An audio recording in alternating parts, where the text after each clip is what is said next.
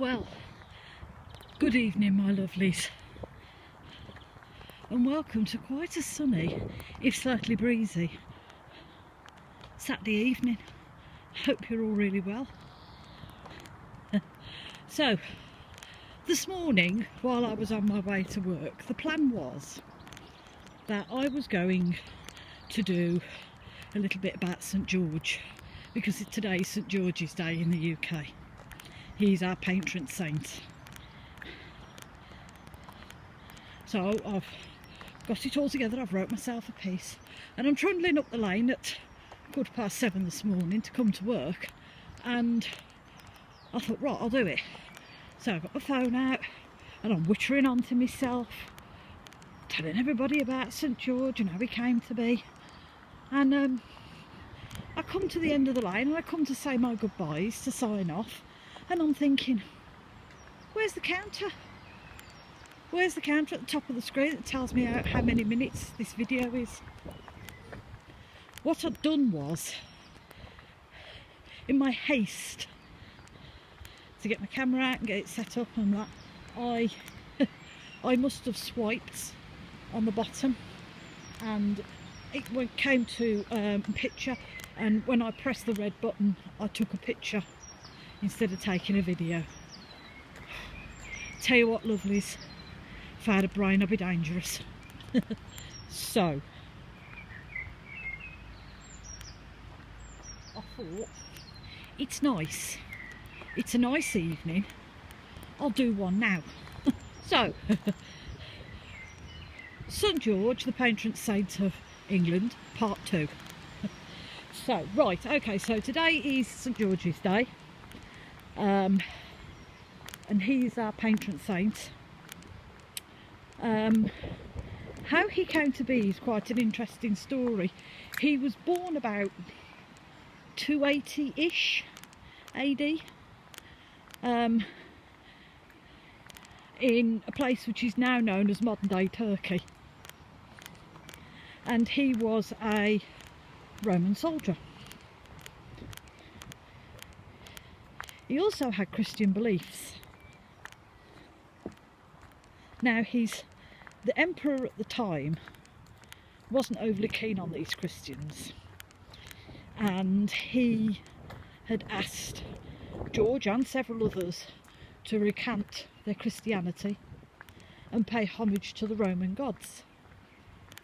I don't think George was very happy about this, and he said, no, I'm not doing it. He says, I believe in my God and that's who I worship.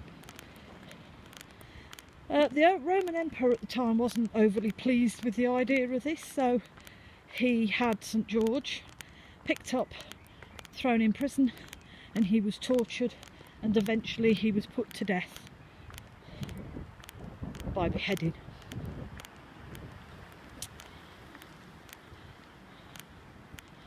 As the years progressed and people talk, word got round about St George, and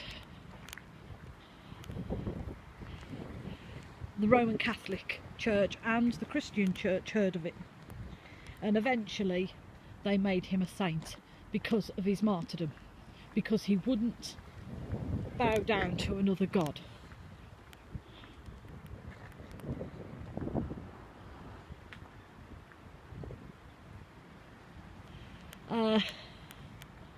Years and years went by, as they do, you know. Many stories and many songs were sung about him. And you know what it's like Chinese whispers, isn't it? Somebody tells somebody one thing, that person goes and tells somebody else, but he stretches the truth somewhat. And eventually the dragon came to be. So apparently there was a village who was being terrorised by a dragon, and in order to keep the dragon happy, the villagers were sending the dragon 2 sheep a day to eat. They ran out of sheep, which then meant they were drawing straws as to what villager was going to go and be put in front of the dragon to be eaten. The king, lord of the village, whatever you care to call him, his daughter was due up to go in front of the dragon, and by some miracle St George heard about this, and off he went at a speed on his steed, came in, swished his sword, slayed the dragon, saved the damsel in distress. There you go, he was a legend in his own lunchtime. So lovelies, that is the story of St George, albeit rather elaborate.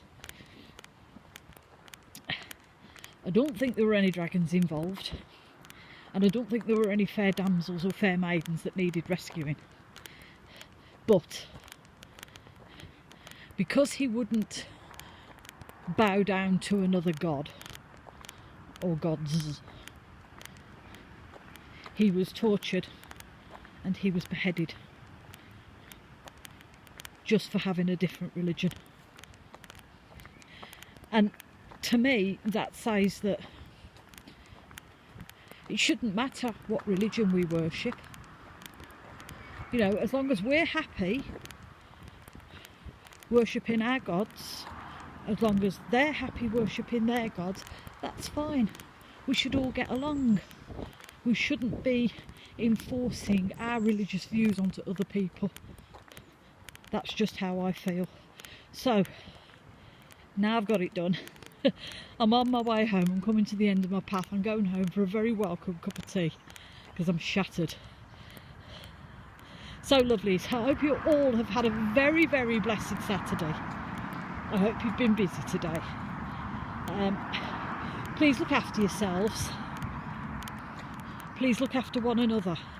And if nothing else in this world, please be kind. And as always, I'm sending you all much love and many blessings.